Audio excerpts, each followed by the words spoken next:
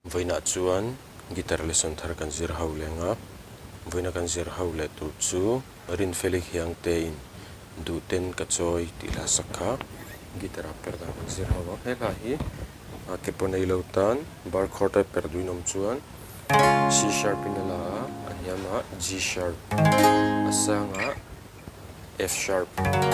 minor a hian hetlai pona me the A sharp minor tapo me the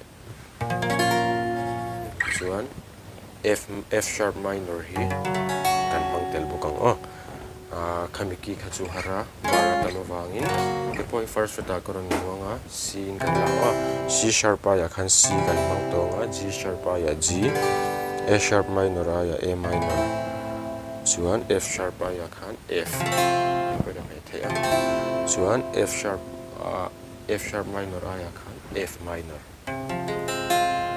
kan F kan heta kujung lai da sun khan me chuan strumming pattern hi chini kan nei anga atira chu na muanga nga ti hena tir mi ka chu kalanga down up khazom char char ni mai down up chuan a hnuwa a bit kharon tiranga strumming pattern ka tina kal thunga down up down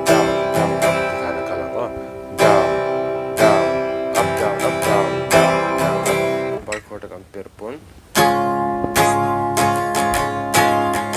dikhani mai